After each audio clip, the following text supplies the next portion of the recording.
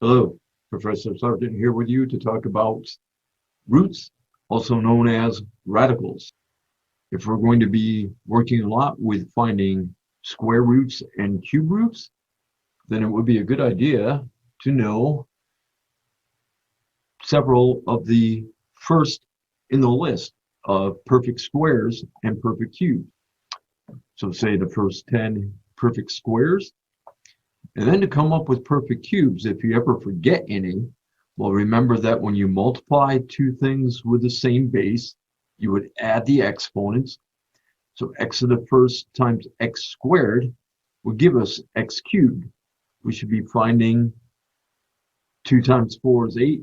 That would be the same as 2 cubed. 3 times 9 is 27. That's the same as 3 cubed, and so on. I'll come back to this table here and there throughout these examples. So if we're looking for the cube root of 27, we just saw on the table that 3 cubed is 27. Therefore, the cube root of 27, we should get 3. And if we also want to check that on a calculator, a scientific calculator such as the TI-30, then we could type the index of 3 first, and then the second key, go to where your exponent is to get into radicals with higher indices. Type in the radicand of 27.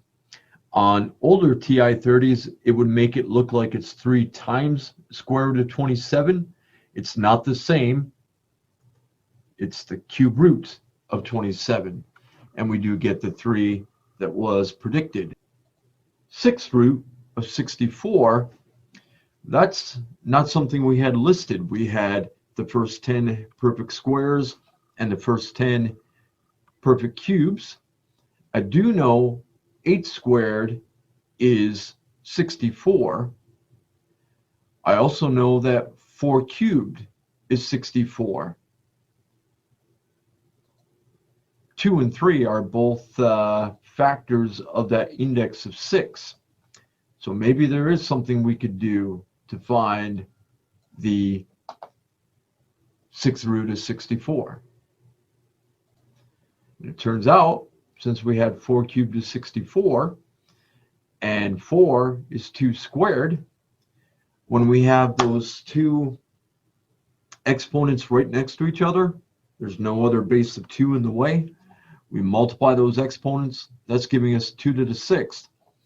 2 to the 6th equals 64, so vice versa, the 6th root of 64 should be 2. And if we check that on the calculator, 6th root of 64 is indeed 2. This next one, we've got a square root. We're dealing with the square root of 9/49. Well, 9 and 49 are both perfect squares. 3 squared to get us 9, and 7 squared to get us 49. I wonder if we could just take 3/7 as the answer. And in fact, we know 3/7 squared, when you multiply something by itself, multiply fractions, you'd be multiplying straight across. 3 times 3 would give you the 9, and 7 squared, 7 times 7 would give us 49. Well, checking that on a calculator, not going to have nice numbers here, but we can get around that. So square root of 9/49. Square root of 9/49.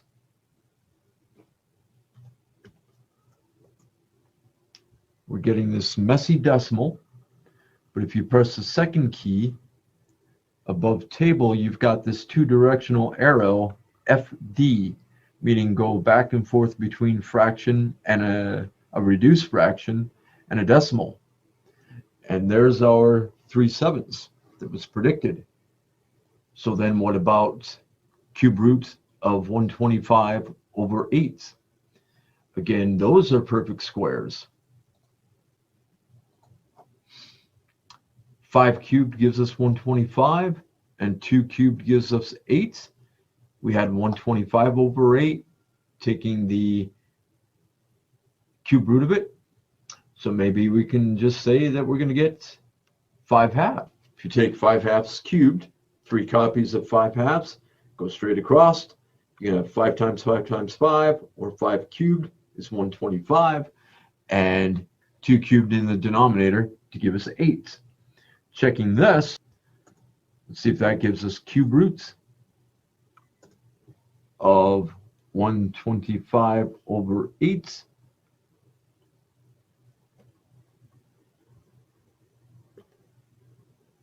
Does that give us 2.5?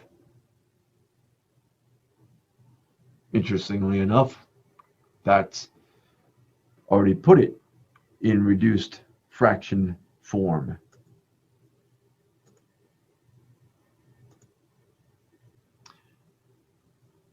Notice how every single one of these, even though the directions had or stated as not a real number, there are cases where certain radicals with even indices, we do not get a real number answer. But more often than not, we're asking questions that do have real number answers. Don't jump to that kind of answer too easily. And if it's an odd index, that should never be an issue. We have from our table that positive 6 cubed is 216. Since there are 3 copies, if we take negative 6 and cube it, we're going to get negative 216. But we have this minus or negative sign in the front of that. So when we take the cube root of negative 216, that's giving us this negative 6. And similar to exponents, we do roots before we do multiplication according to the order of operations. So now I still have to multiply the negative 6 by negative 1 to get a positive 6. And let's check that one as well. So negative 1 times cube root of negative 216, and there we go, the answer of positive 6 that was anticipated.